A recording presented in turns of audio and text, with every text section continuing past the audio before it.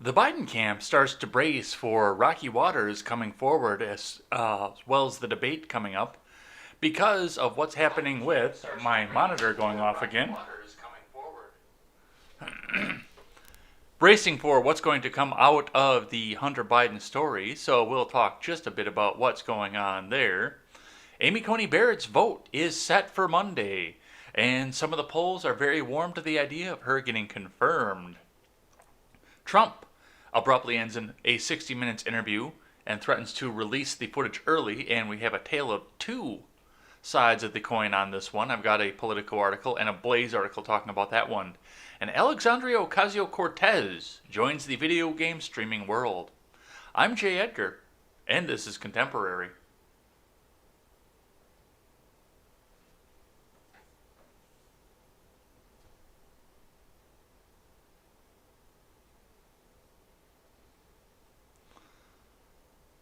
Good morning, folks. Welcome to Contemporary. My name is Jay Edgar. We've got a bunch of stuff to get to here today. The whole Hunter Biden thing is starting to pop out of here, and I'm becoming a little bit more amiable to the idea that some of this might be real. The timing still bothers me, but my God, this is just charging down the tracks as fast as it goes. So definitely something to watch for here, and we will be watching every single moment of this. We got a couple little house cleaning things to do before we get into anything, because apparently I offended Elephant Man yesterday. I was looking back through the chat and realized that he was quite offended when I said that 50 Cent might get shot 9 more times. But, you know, he's getting off the plantation and they've got to get him back in the line somehow. So I stand by what I said. It may not have been the right thing to say, but I stand by what I said. Don't judge me. All right, before we get into any of the news, though, today, because we've got plenty of that to get to as we go along, and I've got this Google Antitrust thing up here, too, that Ron Helton popped up in the news as we were live yesterday, and then Sewell put it in the Discord. Remember, if you want to get into the Discord and throw some news articles up there to try and help shape the conversation, you can do that. Link is in the description below. I do read everybody's articles that they post in there. I only go with green check verified sources. But if you put it in there, I will go try to find and put it out of somewhere like the Gateway Pundit or something. I will go out and do the effort and try to find it in a green check verified format. So get in there, have a conversation, meet some of your fellow listeners, and I hang out there throughout the day, sporadically while I'm at work too. So absolutely get in there. Let's start the conversation. Let's keep going. All right, before we get into the news today, head on over to freedomscoop.com. FreedomScoop.com is going to be your one-stop shop for all of your news and commentary needs. We carry great shows such as the Breakdown with Birkenhoff, the Daily Ignoramus. The Generational Gap is coming up tonight over on YouTube, DLive, Twitch. I think that's all they stream on over there, so go check them out on their new night for shooting the shit. Also, check out great shows such as the Freckles and Brit Show and the R-Rated Conservative. Come over there, check all of them out, pick up some of our swag, and help us support great creators. All right, let's get into the stocks today. The stocks went up into the green yesterday for almost the entire day, ending the day up 0.4%, which is not a major shift up, but it is definitely a shift up. Something to watch for, something to see. We've got some news, and the futures are down a little bit because we don't know where the stimulus is going, and the markets hate uncertainty. That's something that we have learned from the beginning of this whole thought experiment of me reading the news headlines every day, is definitely that the markets hate insecurity. And when things are going good and they have a good idea of what's going to come next, the markets go up. When nobody can agree on anything, the markets go down. But let's see what the investors have to say off of this one here from Investors Business Daily to start off the day. Dow futures signaled modest losses on stimulus news. Netflix dives while Snap rockets 24% on earnings. From Scott Latonin. Dow Jones futures were lower along with S&P 500 and NASDAQ 100 futures early Wednesday on coronavirus stimulus news. Tech giants Apple, Nvidia, PayPal, Shopify, and Tesla are approaching new buy points. Netflix dove 7% on weak earnings results, while Snap rocketed 24% on earnings. And you know what? I use Snap. I actually use Snap quite a bit. So when you're going through, looking through people's stories, you get an ad between every person as you're going through stories. And it gets more popular because, hey, you go on there, Not only just the premium Snapchat from all the e-thoughts out there, but you go out there, you meet some girl on Tinder or something, you want to go see the booby pics, you're going to add her up. And then once you see the story, you're going to see the ad coming through in between there. People have been locked in their homes for almost a year at this point. They're getting horny.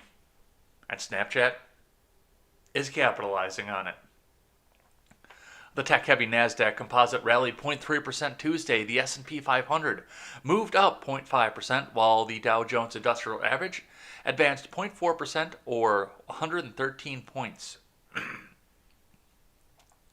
Among the Dow Jones leader, Apple climbed 1.3%, while Microsoft rallied 0.2%. That's hardly a rally, I hate to tell you that.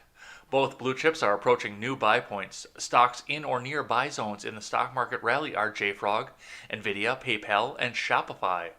Among companies reporting earnings, Netflix and Snap reported results after the close Tuesday. Netflix dove 7% and Snap soared 24%. After the close Wednesday, Chipotle Mexican Grill, Edwards Life Sciences, Lam Research, and Tesla will report their quarterly earnings results. Chipotle, Microsoft, Nvidia, PayPal, and Tesla are all IBD leaderboard stocks.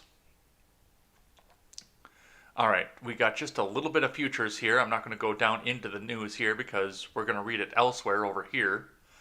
But on the futures, early Wednesday, Dow futures fell 0.15% versus fair value, while the S&P 500 futures were down 0.15%. NASDAQ 100 futures slipped 0.3% versus fair value. Remember, overnight action in Dow Jones futures and elsewhere doesn't necessarily translate into actual trading in the next regular stock market session. So that's what we're seeing up off of this here. They're going to play around with trying to give you your money again.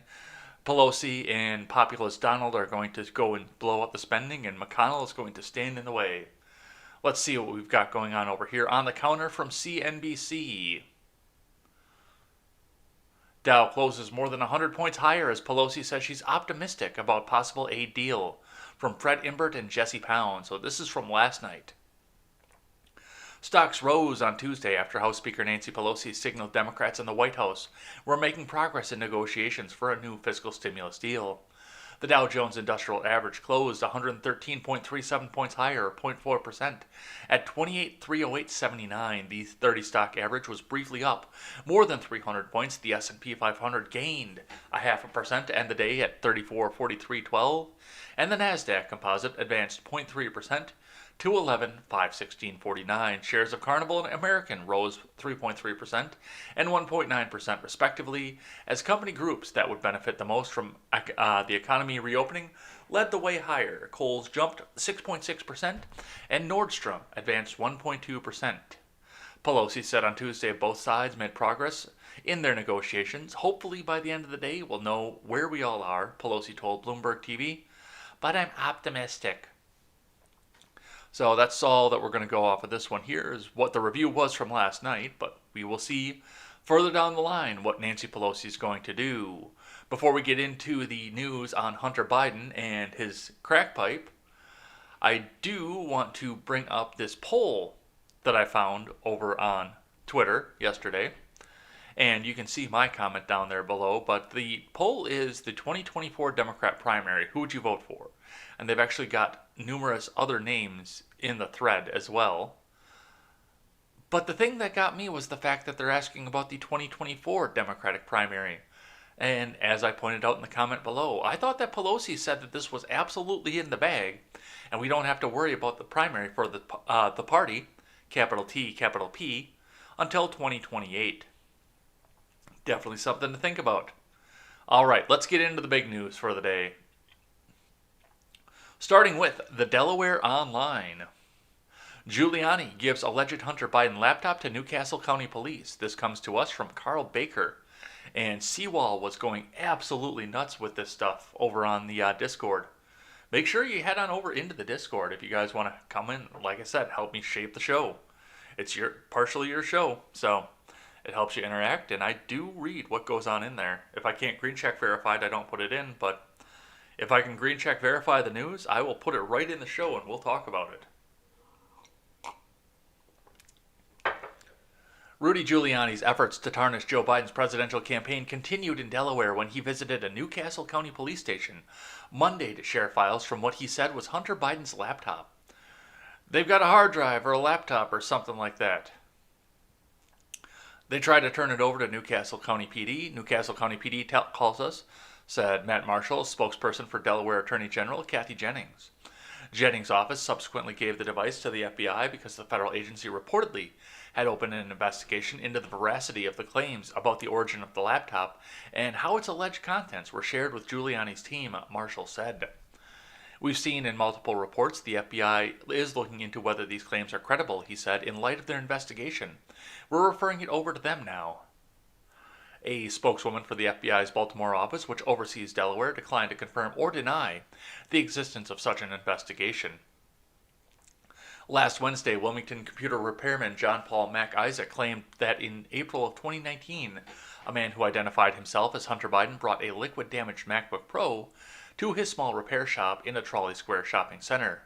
Mac Isaac said his poor vision prevented him from personally identifying the man as Hunter Biden. And yet you repair computers. Good for you, because I can't see a world where that would be easy to do. Repair computers if you've got visual impairments. But if you can do it, all the best to you.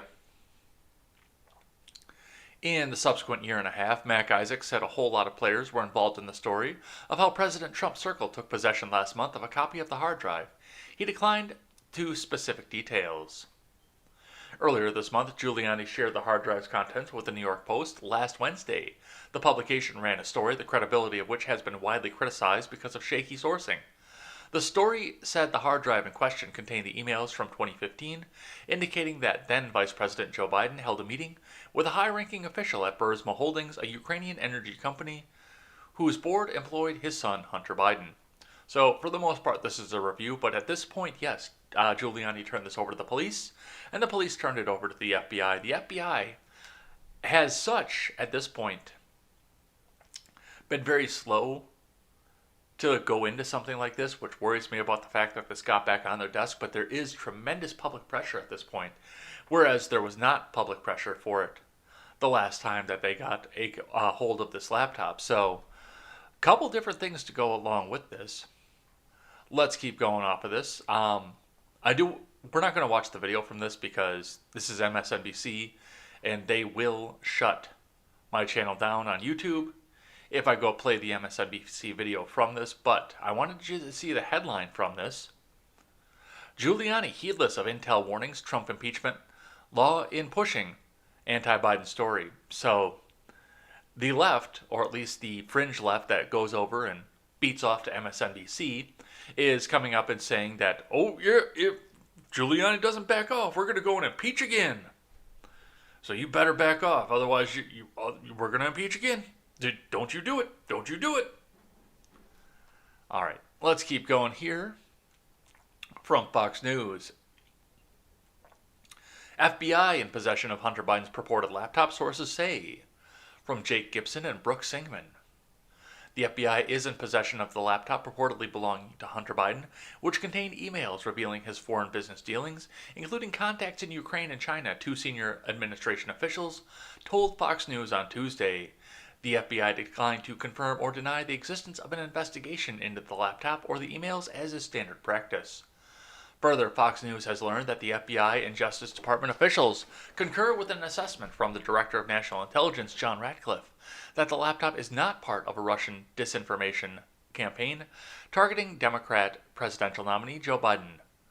Ratcliffe on Monday said that Hunter Biden's laptop and the emails on it is not a part of some Russian disinformation campaign, despite claims from House Intelligence Committee Chairman Adam Schiff of California. Let me be clear, the intelligence community doesn't believe that because there's no intelligence that supports that, Ratcliffe said, and we have shared no intelligence with Adam Schiff or any member of Congress. Ratcliffe went on to say that it is simply not true.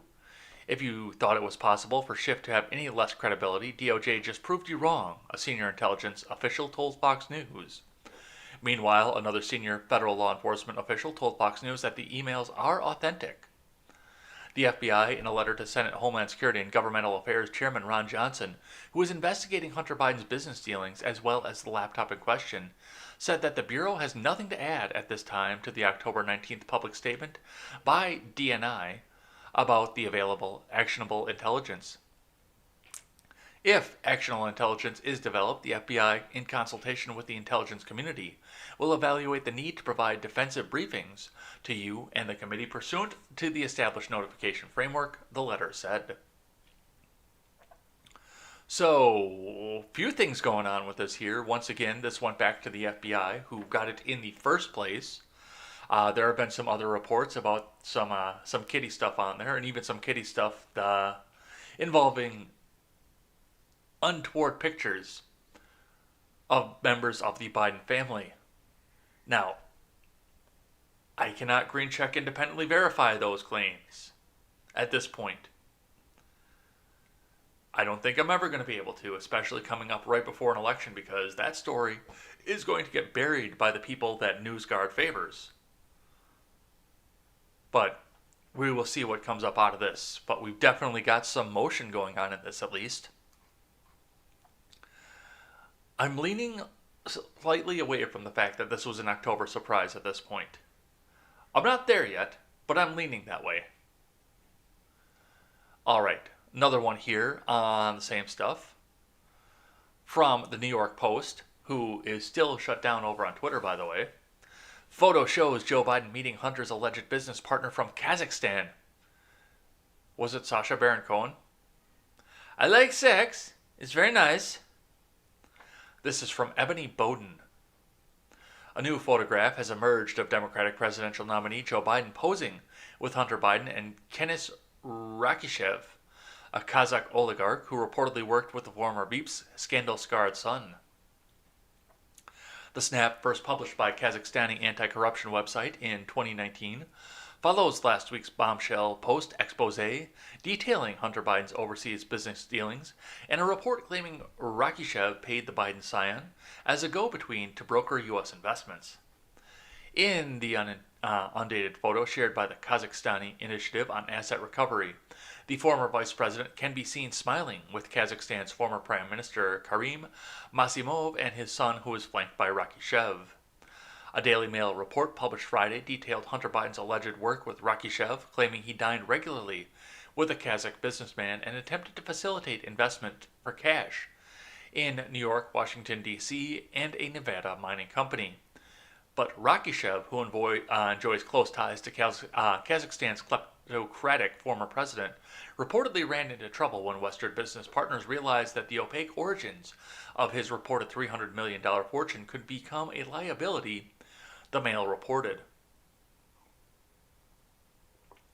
The photo's authenticity has not been independently verified, but it comes as the family faces growing scrutiny over Hunter Biden's overseas business interests while the elder Biden was President Barack Obama's vice president. Oh man, I mean, if any of this stuff is real, and that's part of the reason I think that some of these kiddie stories are coming out here, because the kiddie stories, if they're not true, will come out and discredit all the things. I mean, that's one thing too. I mean, YouTube takes every excuse that they can to shut down certain stories that do involve some of the kiddie stuff. Look at, I can't say the word on air because we found that out over on the generational gap.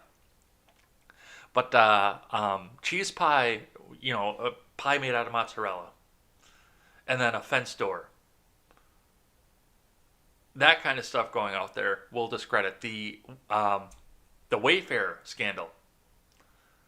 All of this getting tied into, and we don't know if any of that's true at this point, but all of this getting tied together will come back, and if this is what they're going to try and push with this, especially with QAnon being in the crosshairs, thank you Savannah Guthrie, then that's going to discredit this, and it's looking like there's some stuff here to look into, especially with the Kazakhstani leader.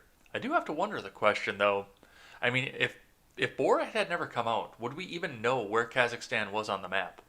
I gotta question that. But there's definitely some moving parts to this. I would buy this 100% based on what's been presented to me so far. if this happened at any time other than the October before a contentious election. That is the only reason that this is thrown into any doubt in my mind at this point, was the timing of it. But I also know that we've been talking about Hunter and the Ukraine since before the impeachment. That was 1,000 years ago, and still yet at the beginning of this year. So, a bunch of stuff to look at, a bunch of stuff walking along with this, and definitely some corruption in the vice presidential nominee, or the presidential nominee, if this is all true. Let's keep going here from the Daily Wire. Morgan shreds media at tech companies over Biden scandal. There's a conspiracy happening right in front of our eyes. From Ryan Saavedra. And this is a dude who has got all kinds of TDS on top of everything else, keep in mind. This is a dude who wants to believe that every Democrat is a saint, who loves labor, and who wants to see Donald Trump hauled off in cuffs because he won't do something on meaningful gun control. Keep in mind who this dude is. And he is coming in and shredding the media over this. Let's see what Ryan Saavedra has to say. British media personality Piers Morgan slammed mainstream journalists and tech companies during an appearance on Fox News' Tucker Carlson tonight on Tuesday, saying that if the Hunter Biden laptop story were about the Trump family, they would be acting in a completely different matter. Journalism, freedom of speech dictates, the First Amendment dictates that when a story like this drops, and is not being denied by the people it's accusing for 6 days now, clearly there's something there that they want to hide, Morgan began. The job of a newspaper, of a television network, of anybody, frankly, in the media who believes in freedom of speech and believes in journalism, is to go and investigate the allegations of the New York Post has made. It's not as if the job of tech giants like Facebook and Twitter to have an instinctive reaction to suppress every element of the story, or for most of the mainstream media to say nothing to see there. In fact, the only story is this terrible smear on the Bidens. Morgan continued, and I would say to you, Tucker, imagine if we switched the names around. Imagine if the story was about Donald Trump Jr. and Donald Trump. What would be happening? Do you think the tech giants would be suppressing the story? Would the mainstream media be ignoring the story or saying that's just an unfair smear on the Trumps? Which is absolutely true, and honestly, if this was about the Trumps, and we could see this with Twitter, with the algorithmic promotion of Eric Trump's Ukraine scandal as soon as this all came out, that disappeared as soon as everybody realized that it was bullshit. That if this was about the Trumps, this would be elevated and algorithmically promoted to the top of every single newsfeed. All that you would see was Trump about this. That's all you would see. So Piers is having balls and strikes. I have called out Piers Morgan in the past. I think he's an asshole. I think he's a gun grabber. I think he has no idea what the Constitution is, and I'm glad that Ben Shapiro gave him a copy of it, but balls and strikes. He's absolutely 100% right on this. He went on, if you reverse this, Tucker, it would be a completely different situation, and they would all be behaving in a completely different manner. This is one of the most extraordinary collection of suppressions of freedom of speech that I've ever seen, and it's one of the main themes in my book. What is going on with the liberals, frankly, and I consider myself to be one, but what is going on when liberals want to attack and suppress freedom of speech? Good on you, Piers. Good on you for that one. Morgan later noted that if Biden wins, the story will not go away, and that it is going to turn into the type of scandal that has bedeviled presidents when they've tried to hide something, and, by the way, probably lead us into Kamala Harris as the presidency. Follow the bouncing ball. Keep that in mind. There are other things moving on this one here. All right, I got another one here from Politico. Biden braces for Trump's attacks on Hunter at the debate. Because Politico doesn't give a fuck about the fact that Biden's kid may have been corrupt and selling information to Biden, and Biden gladly pocketing the money off of it. They don't care that it's even possibility that Hunter Biden may be a kitty diddler. We're still going to hold off on that one, on going too deep into that one until we get some green check verification to it. But they don't even care about the possibility that that's been talked about. All they care about right now is what this could do at the debates. Let's see what Politico has to say. Donald Trump has made clear that he's coming after Hunter Biden at Thursday's debate for allegedly profiting off his father's position, and Joe Biden would seem to have an easy comeback. Look at what your own kids have done since you became president. So far, though, Biden has refused to go there, and he's likely to maintain that posture during the debate, according to advisors and allies, despite a vow by Trump's campaign that there will be no escape for Biden from questions about his son's business dealings. What have they done, exactly? I mean, the American people don't like them and they don't care for the nepotism, but what exactly have they done? Donald Trump got mailed an envelope, or Donald Trump Jr. rather, got mailed an envelope that could possibly have had ricin in it, and lost his wife over it. His wife took his kids away from him over it. Ivanka lost net worth over this. Kushner, in all of his Kushnery goodness, got to help shape some of the Middle East policy. Eric was the regular target when they wanted to try pull attention off Hunter. What have the Trump kids done while Trump was in office? Biden's advisors say that any time spent on issues besides coronavirus or the economy is lost time. That's because they have nothing. As much as possible, Biden should keep the focus on the president's biggest liabilities, they say. Yet some allies have been pressing the Biden camp to go harder against Trump's children, considering how aggressively the president is attacking his. When it comes to kids and alleged conflicts of interest, they say look no further than Ivanka Trump.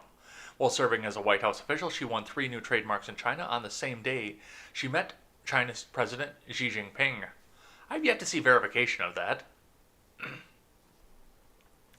It's a hard call, Philippi Reines, a former top advisor to Hillary Clinton, who assisted her with debate prep, said of whether whether Biden should try to turn the tables on Trump and his children. He should defend Hunter, absolutely. I would probably take a turn and say, if you really want to talk about conflicts in family, we can pick any of your 3 adult children and one of their spouses and you. Do it. I want to see that.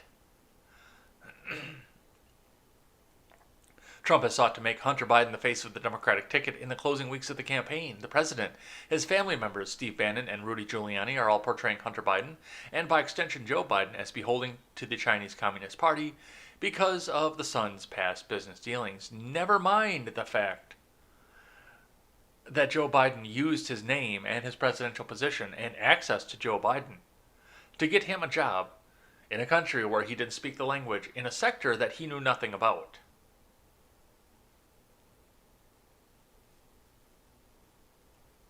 Tip the scales here for me. So that's what we're probably going to see tomorrow night. So go ahead and we'll check that out. I might stream that tomorrow night. Let's see if I can get some people together for that. But yeah, we might sit down and stream that one. I will let you know in the morning if I pulled some people together for it. All right, from the Daily Wire. Moving on out of the Hunter Biden news. The secret weapon. GOP makes voter registration gains in key states. From Amanda Prestigiacomo. Voter registration gains in the critical states of Florida, North Carolina, and Pennsylvania are boosting Republican officials' optimism for the upcoming presidential election. Updated voter registration tallies show that Republicans have narrowed the gap with Democrats in 3 critical states, the New York Times reported on Monday. Dee Stewart, a Republican political consultant in North Carolina, told the Times the uptick in GOP registrations is the secret weapon that could tip the election in President Trump's favor. The tremendous voter registration gain by the Republicans is the secret weapon that will make the difference for Republicans in 2020, Stewart said. In Florida, carrying 29 hefty elector votes, Republicans say the increase in registered voters there has the potential to give the president an edge, the Times reported. In data released last week by the Florida Secretary of State's office, Republicans had narrowed the registration chasm, with Democrats to 134,000 out of 14.4 million viewers. Fewer than 1%. In 2016, when Hillary Clinton, the Democratic nominee, lost the state to Mr. Trump, Democrats held a 330,000 voter advantage. Rudy Giuliani, a professor of political science at the University of Central Florida, underscored Republicans' effective efforts to get out and knock on voters' doors despite the apparent risk of COVID-19. They have made it clear that despite the pandemic, they were going to still knock on doors and register voters, he said. Jewett also said that Democrats were handicapped in their efforts to get felons voting rights by a court battle concerning felons paying outstanding fines to restore voting rights. I think Democrats were somewhat hopeful that there were going to be more felons that regained voting rights and actually registered, he said. That ended up not being a huge boost. Pennsylvania, too, is seeing gains in Republican voter registration. We were plowing the fields and they weren't out there, Christopher Nicholas, a longtime Republican political consultant in Pennsylvania, told the Times. The Democratic groups didn't get back on the street until Labor Day. They were more skittish about it.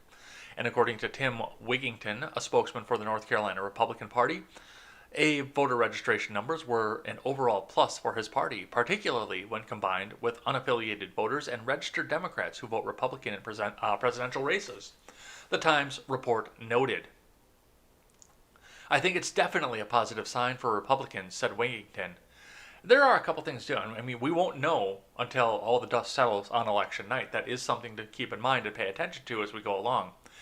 It's going to take us until the dust settles to know what actually happens with this. But closing the gap, if we take a apples-to-apples comparison against 2016, is good news for Republicans if they want to see Trump reelected. That is definitely good news. Now, I can't say anything about my state because we don't have closed registration.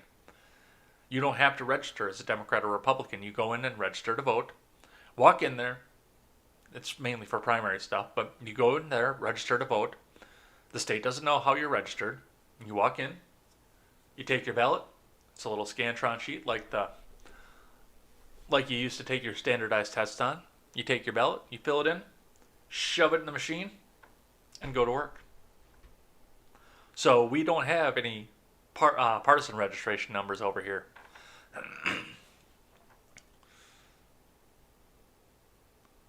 So we will see what happens with that and where that lands.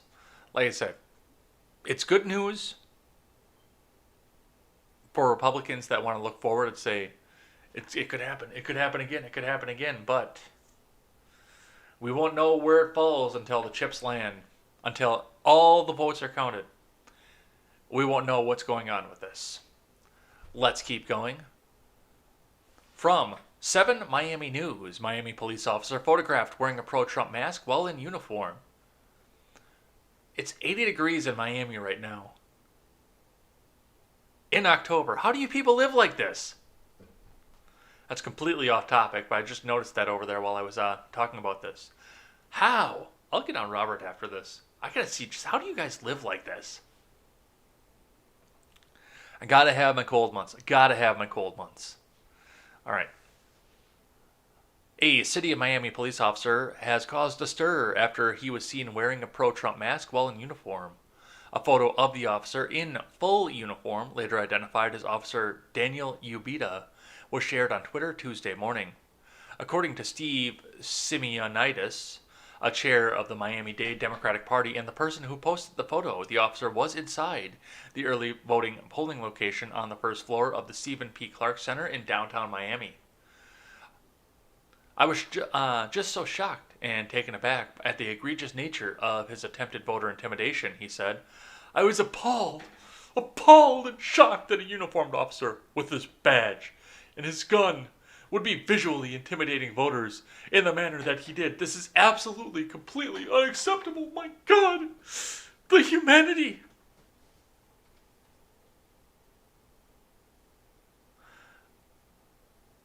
This is city-funded voter intimidation, is what Steve Simeonitis said. Now, I'm going to side with Simeonitis on one aspect of this and say, if you're wearing the uniform and the badge, while you are clocked in, you should not be carrying a political message. If you're a public servant. While you are clocked in and in uniform and have your badge on, you should not. That being said, this is not voter intimidation either. What the fuck is wrong with you?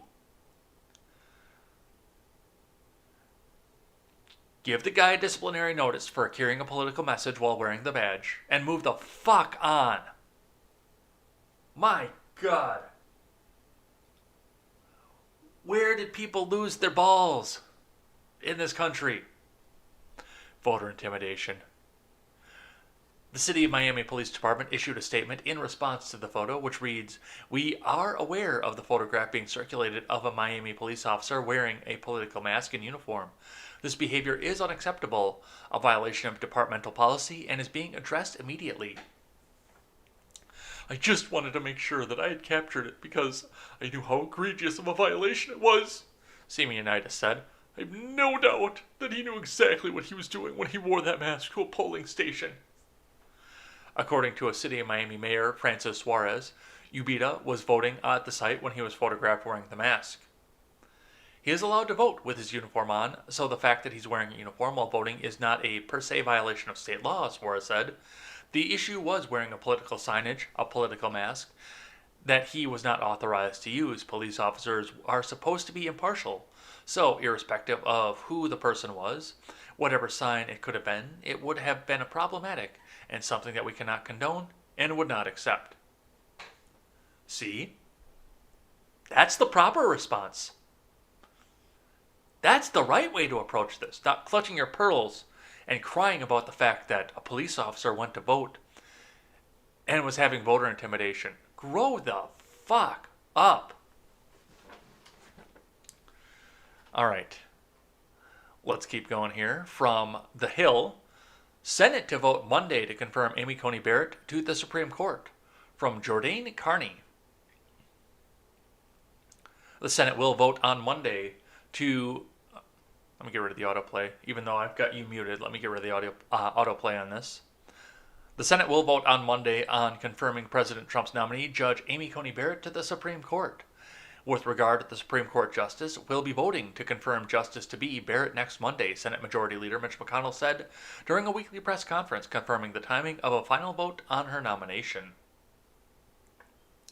I think that will be another signature accomplishment in our effort to put on the courts, the federal courts, men and women that believe in the quaint notion that maybe the job of a judge is to actually follow the law, McConnell added.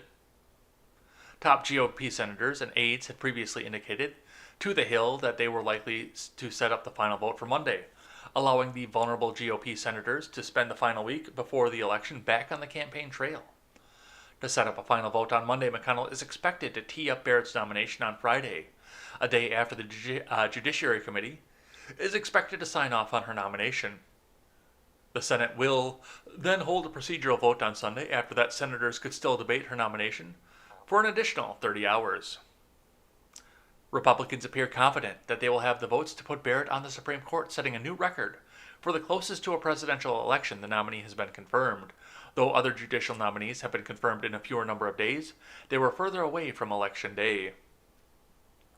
And, like I said, just flip the parties for just a second off this, because you know that going the other direction. You know full well going the other direction.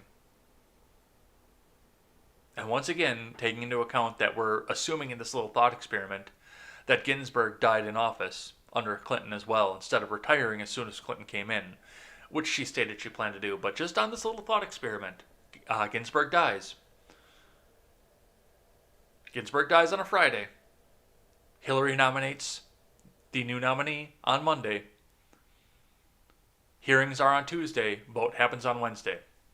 That's how fast that shit would have gone through if the tables were in the opposite direction and this was a Hillary Clinton nominee to a Chuck Schumer Senate. All right. Because Republicans hold 53 Senate seats, Barrett could lose 3 GOP senators and still be confirmed by letting Vice President Pence break the tie. If Pence is needed, it would be the first time a vice president has had to weigh in on a Senate Supreme Court confirmation vote. Only Republican Senator Susan Collins of Maine has said she will oppose Barrett because she does not believe the nominee should be considered before the election. Murkowski has said she does not believe the nominee should be taken up, but has said how she will vote on Barrett's nomination. So, we will see what happens with that, but that vote is coming up on Monday. From Politico, on the same vein from this, majority says Senate should confirm Amy Coney Barrett. From Stephen Shepard, despite the contentious circumstances of her quick nomination, polls show that confirmation of Judge Amy Coney Barrett at the Supreme Court is generally popular with voters. But it isn't necessarily resulting in a benefit for President Trump, whose campaign saw the vacancy on the court as a chance to reset next month's presidential race. It's Politico, they had to put that in. A new Politico Morning Consult poll shows that a slight majority of voters, 51%, think the Senate should vote to confirm her nomination. Far greater than the 28% who said the Senate should vote not to confirm her. A little more than 2 in 10 voters, 21%, don't have an opinion about Barrett. A new survey represents an increase in support for Barrett's confirmation compared with the survey immediately after her initial nomination last month, when 37% of voters said the Senate should vote to confirm her. But at the same time, Trump's approval rating remains dangerously low for a president about to face the voters. Just 43% approve of the job that he's doing as president, down slightly from 45% last week. A majority of voters, 55%, disapprove of Trump's job performance. And despite support for Barrett's confirmation, voters say they actually trust Joe Biden, the Democratic presidential nominee, to handle the high court over Trump, 46% to 39%.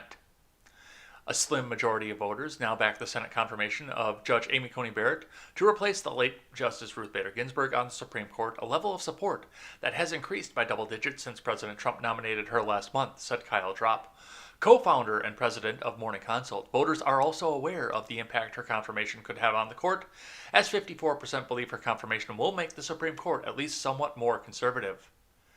And there's a few things that are going along with this, and honestly, Lindsey Graham and Ted Cruz were both right when they discussed this issue. Amy Coney Barrett is a good judiciary member. She was good on her feet. She stuck to her guns. Now, this is a confirmation hearing. Once again, we don't know what she's going to do in practice. But as far as confirmation hearings go, she tends to be nonpartisan, constitutionalist, fair and balanced, and there's no reason not to believe her at this point. And I think the American people see this. And like Graham and Cruz said, this, under any normal circumstance, under any other time, and pretty much under any other presidency, this woman would have had a 93 vote confirmation, I think. Probably in the 90s somewhere. I don't know if it would be 93 or not, but I bet you it would be in the 90s. So, I mean, the American people seem to like Judge Barrett. They seem to like what they think that she's going to do. As much panic and fear porn as they try to put up to her about the ACA, which I think is falling into more unpopularity among the American people as it goes along anyway, but as much hay as they made about this nomination, I think they really like the woman. I really do. All right. Let's see here from the Daily Wire. Schumer, asked about Judiciary Committee, says he's had a long and serious talk with Feinstein from Eric Quintanar because, God forbid, somebody reach across the aisle in these contentious and split balkanized times. From Eric Quintanar. Senate Minority Leader Chuck Schumer revealed he had a serious conversation with Senator Feinstein, the California senator, who recently found herself dealing with backlash from the left for thanking Senate Judiciary Committee Chairman Lindsey Graham on how he ran the Supreme Court nomination hearings last week. I've had a long and serious talk with Senator Feinstein, and that's all that I'm going to say right now, said Schumer after he was asked Tuesday whether he plans to make changes to the Judiciary Committee, of which Feinstein is the highest-ranking Democrat. Prior to the hearings, Politico reported that several Democratic senators were worried about how Feinstein would perform in the hearings. She's not sure what she's doing, a Democratic senator who spoke on the condition of anonymity told Politico. If you take a look at Kavanaugh, we may be short 2 senators because of that. If this gets messed up, it may be the same result.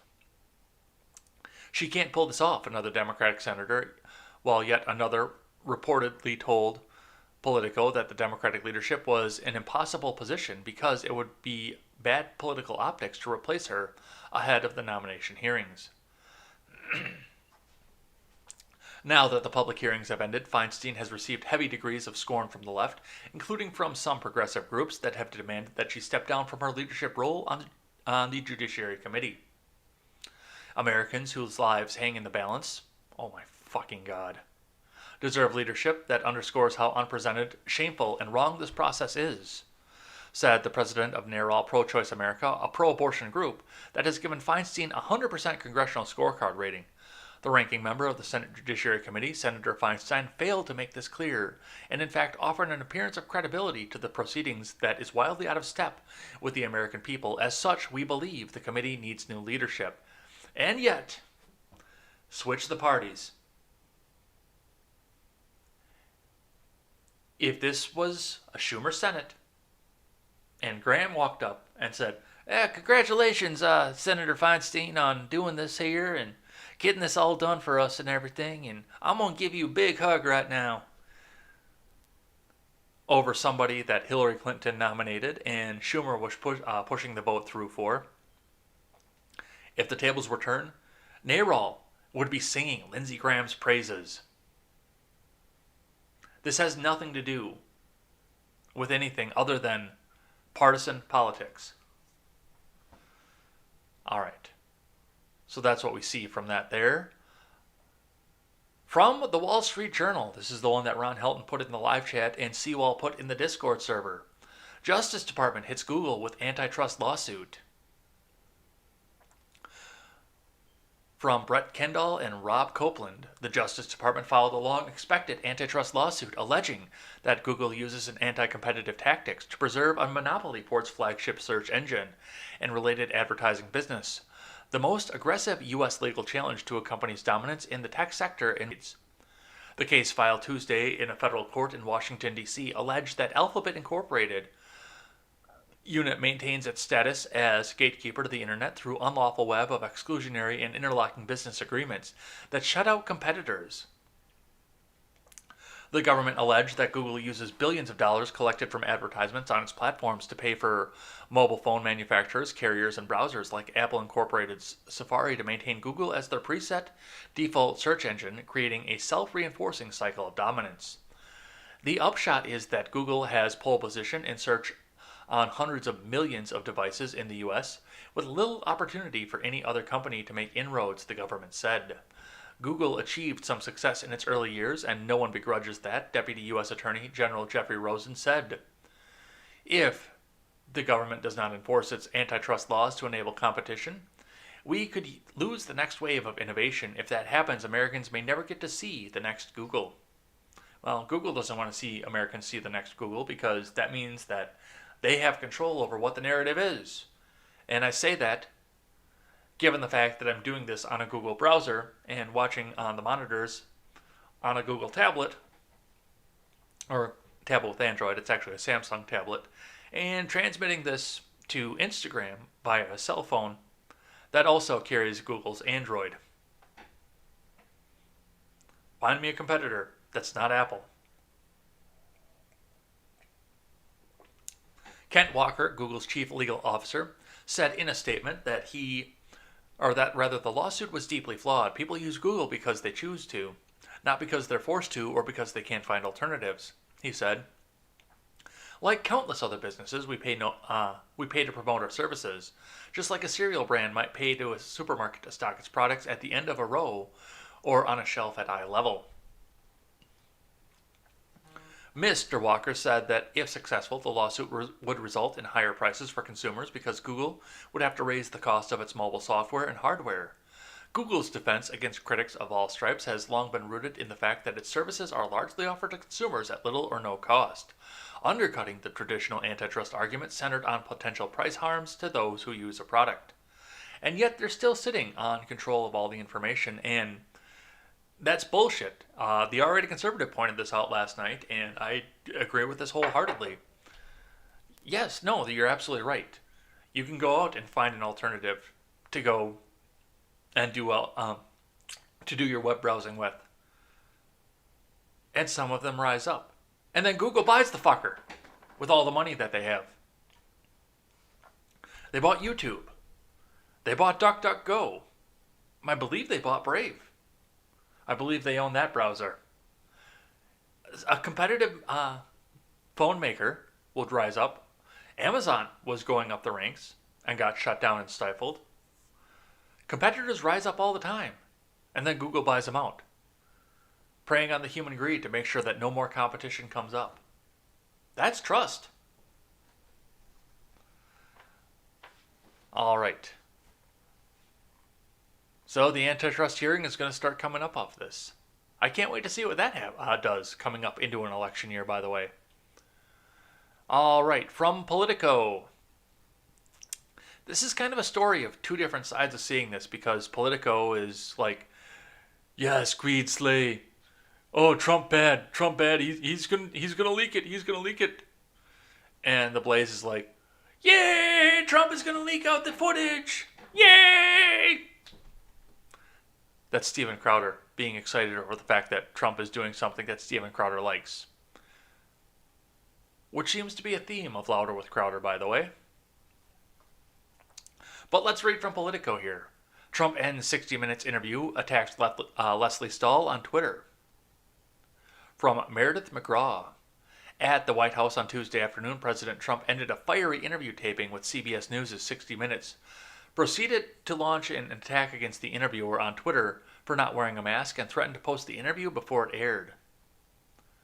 The drama unfolded after Trump was frustrated with a line of questioning and how the interview was being conducted, said one person familiar with the episode, while another person described the president as pissed. The president spent more than 40 minutes with CBS News correspondent Leslie Stahl and did not proceed to shoot a second portion of the interview that included Vice President Mike Pence. Following a short break, the president decided he had spent enough time in the interview, one White House official said. Pence went on to spend 15 minutes with Stahl and the 60 Minutes crew. After the interview, the president tweeted a video of Stahl speaking to producers inside the White House without a mask, accompanied by the message, Leslie Stahl of 60 Minutes, not wearing a mask in the White House after her interview with me. Much, much more to come. This is moments after she criticized me for not wearing a mask while working at my desk. Tweeted Assistant White House Press Secretary Caroline Leavitt. Okay, I guess that wasn't Trump. Rules for thee, but not for me, Leslie. Both Stahl and Trump were hospitalized with the coronavirus, and Leavitt was one of the press staff who contracted the virus in early October. Another person familiar with the interview said of the video clip, this image is from immediately following the interview with CBS team, who had all been tested. Leslie had a mask on leading to the interviews, as appropriate. No, it's really not appropriate, but keep telling yourself that. On Tuesday evening, just before leaving the White House for a campaign rally in Pennsylvania, the president implied that the 60 Minutes broadcast would not reflect what actually happened in the interview. I am pleased to inform you, for the sake of accuracy in reporting, I am considering posting my interview with Leslie Stahl of 60 Minutes prior to airtime. Because he loves his caps lock.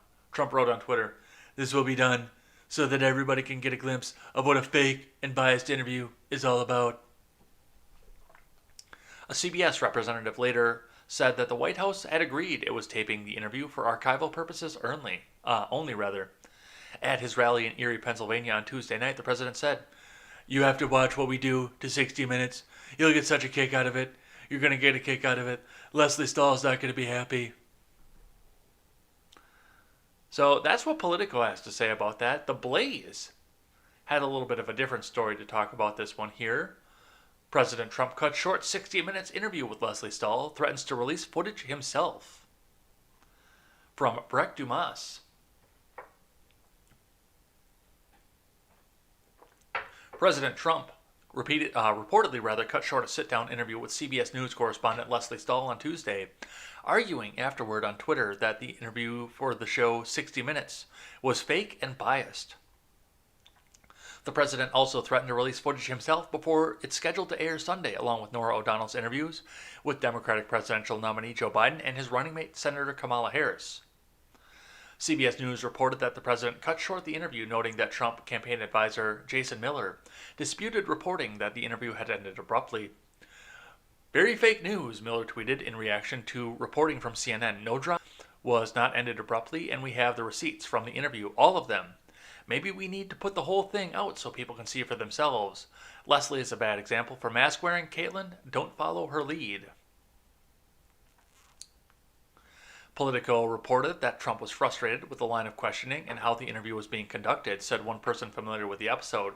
After a short break, Vice President Mike Pence also spent 15 minutes with Stahl and the 60 Minutes crew.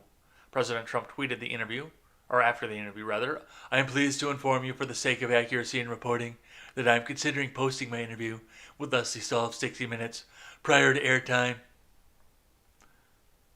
Everyone should compare this terrible electoral intrusion with the recent interviews of Sleepy Joe Biden. Sleepy Joe, he's the worst." Okay, so that wasn't as far apart as I thought it was going to be at first, but it definitely was also a little bit more in favor of the president as we go along. All right, from the Daily Wire once again. A little bit of good news out of Michigan here. Michigan drops charges against Barber for lockdown violations after Whitmer orders struck down from Tim Pierce. Michigan state prosecutors have dropped charges against Owosso barber Carl Mankey for opening his shop on May 4th in violation of Governor Gretchen Whitmer's lockdown order. I'm confused right now. Is it Governor Whitmer or Chancellor Whitmer? Because I thought it was Chancellor Whitmer. Maybe Fuhrer Whitmer? Prosecutors dropped the misdemeanor charges against the shop owner for violating local health orders and Whitmer's lockdown orders on Friday, according to the Lansing State Journal.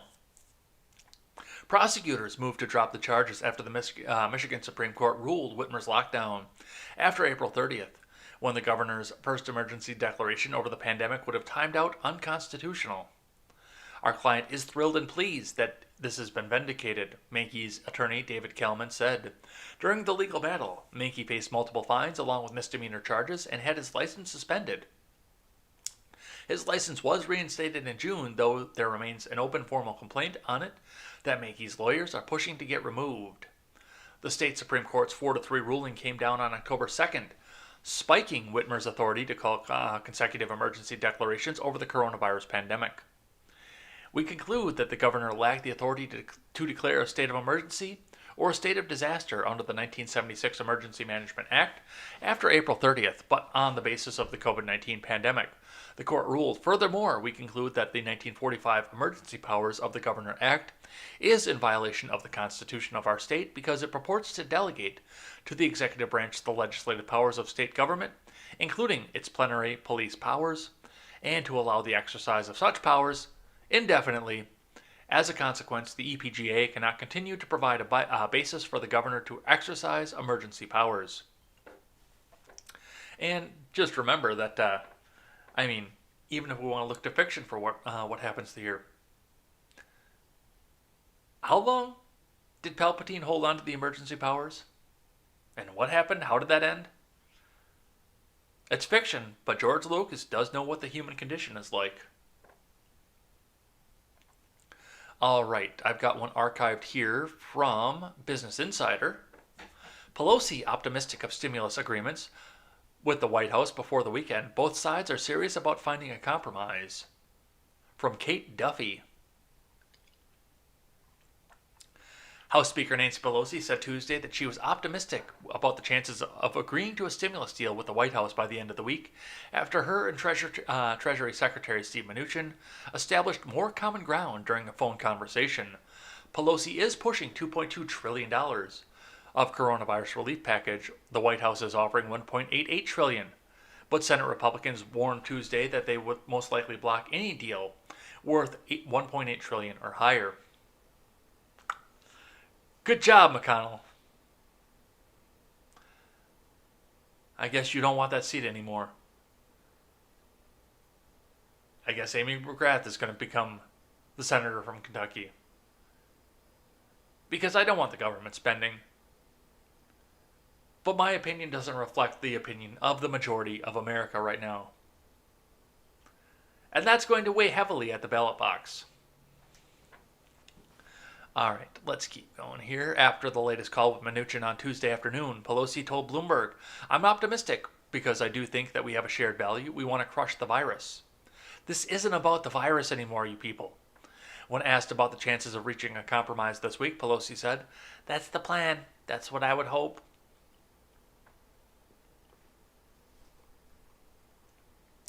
Pelosi had previously set a Tuesday deadline for the agreement, but walked that back, saying a deal reached this week could become law before Election Day. In a letter to House Democrats on Tuesday, Pelosi said her conversation with Mnuchin provided more clarity and common ground as we move closer to an agreement. The Tuesday deadline had enabled us to see that decisions could be reached, she said, adding, both sides are serious about finding a compromise. The White House Chief of Staff Mark Meadows told CNBC that we hope to see some kind of agreement before the weekend. So they're going to come out and they're going to spend your money again. And most of America doesn't care. As long as they get that motherfucking check. Vote buying at its finest. Alright, I got just 3 more here, then we're going to do... usually I'll do something that restores my faith in humanity on Monday, but this one actually really pushed my faith in humanity back up. So we'll make an exception and we'll skip something I'm thankful for this week and do 2 things that restore my faith in humanity. But first, from The Blaze. Former tech executive says Trump's social media should be muted until the winner of the election is determined. Jake Tapper called it a pretty extreme suggestion. From Carlos Garcia, a former Twitter and Google executive, is advocating that the social media accounts of President Trump should be muted while Americans are casting their vote until a winner of the election is determined. Peter Greenberger explained his position to CNN host Jake Tapper on his show on Tuesday. You say Trump should be silenced on both platforms until the winner of the election is determined.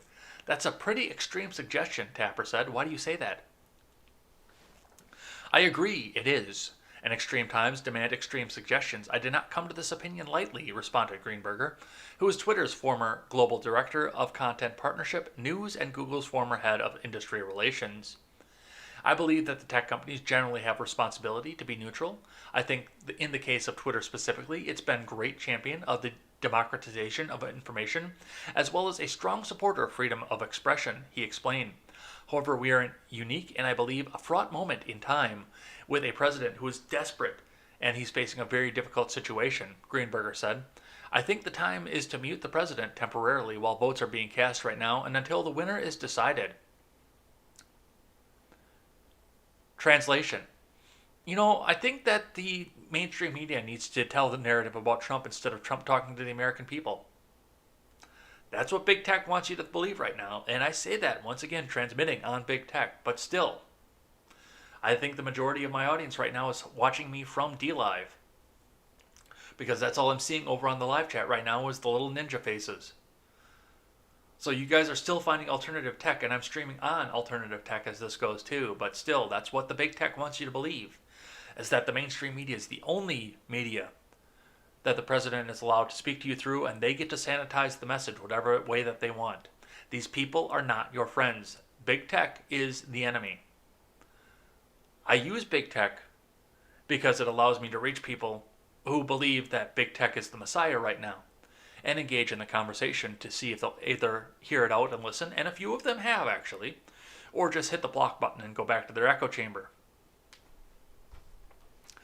All right.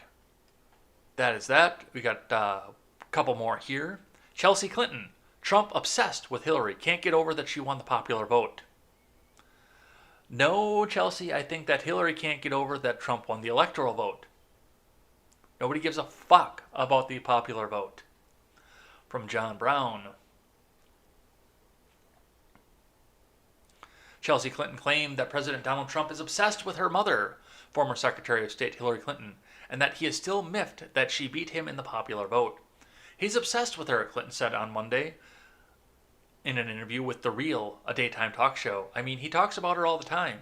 He talks about her in interviews. He talks about her in rallies. He tweets about her, she added, while the host nodded in agreement.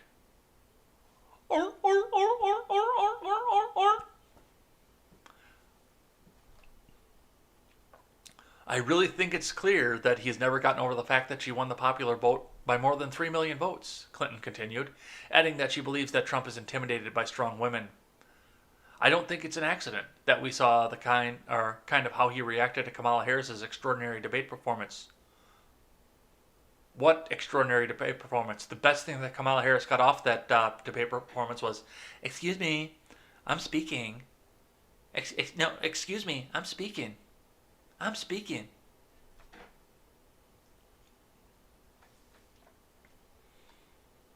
Clinton also said she wishes Trump would think less about her mother and more about the COVID-19 crisis.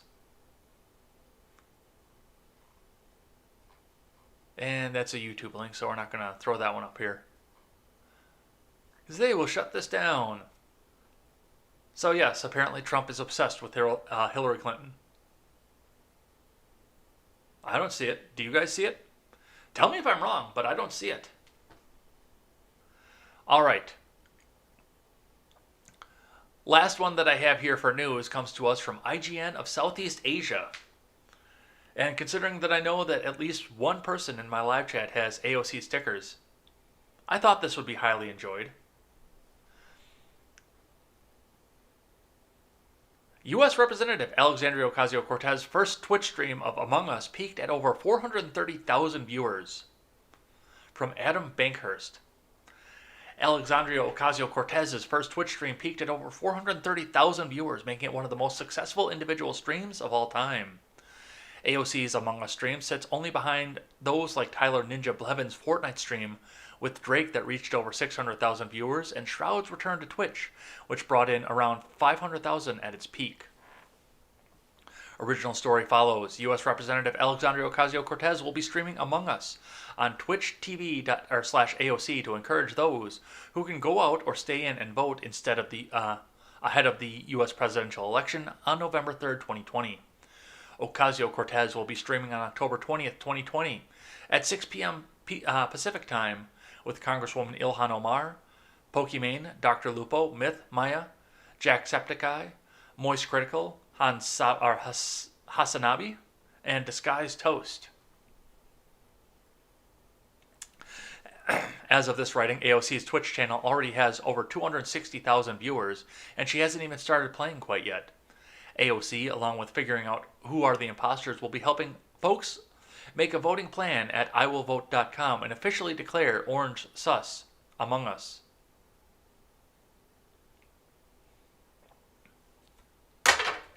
I'm done. That is the stupidest thing that I read today, right there. Will officially declare Orange Sus. Oh my God, what is American politics coming to? I understand the drive the youth vote on this, but this... that was cringe beyond cringe. She's a Fed! We've also built a guide to help you vote in the U.S. presidential election, as things are obviously a bit different this year as we all deal with the COVID-19 pandemic. For more on Among Us, be sure to check out how it came back from the brink of obscurity to becoming one of the biggest hits in 2020, and the rules and settings you need to know to create the best Among Us game. I have Among Us on my phone. I didn't know it was on desktop or if you could stream it. I know nothing about it. I've never tried to play it, but I've never played it. I've never tried to stream it, but this is pure pandering. And not at all grassroots. This is somebody using official channels to grow a Twitch audience.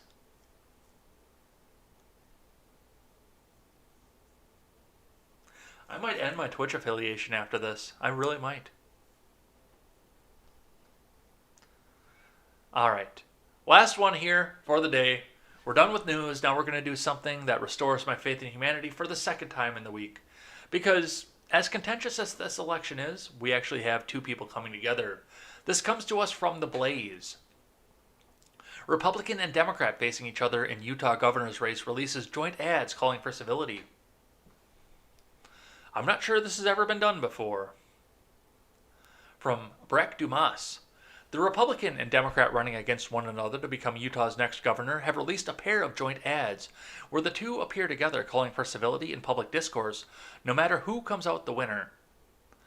GOP Lieutenant Governor Spencer Cox and his Democratic rival, law professor Chris Peterson, say they hope Utah can be an example of how to the nation on how people can disagree about politics but still work together. Today, Spencer Cox and I are releasing a joint public service ads on civility and politics. Peterson tweeted among the clip with one of the ads on Monday, working together and the peaceful transfer of power are integral to what it means to be American. Let's reforge our national commitment to decency and democracy. UT Paul, hashtag Stand United. We are in the final days of campaigning against one another, Cox notes in the ad. Then Peterson says, but our common values transcend our political differences, and the strength of our nation rests on our ability to see that. Cox then says, we're both equally dedicated to the American values of democracy, liberty, and justice for all the people. We just have different opinions on how to achieve those ideals, Peterson adds. You know what? I think I can watch this without getting popped on YouTube. Let's have a listen.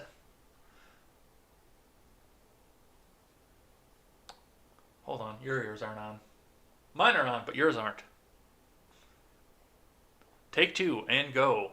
I'm Spencer Cox, your Republican candidate for Utah governor. And I'm Chris Peterson, your Democratic candidate for governor. We are currently in the final days of campaigning against each other. But our common values transcend our political differences, and the strength of our nation rests on our ability to see that. We are both equally dedicated to the American values of democracy, liberty, and justice for all people. We just have different opinions on how to achieve those ideals. But today, we are setting aside those differences to deliver a message that is critical for the health of our nation. That whether you vote by mail or in person, we will fully support the results of the upcoming presidential election, regardless of the outcome. Although we sit on different sides of the aisle, we are both committed to American civility and a peaceful transition of power. And we hope Utah will be an example to the nation. Because that is what our country is built on. Please stand with us on behalf of our great state and nation. My name's Spencer Cox. And I'm Chris Peterson. And we approve this message.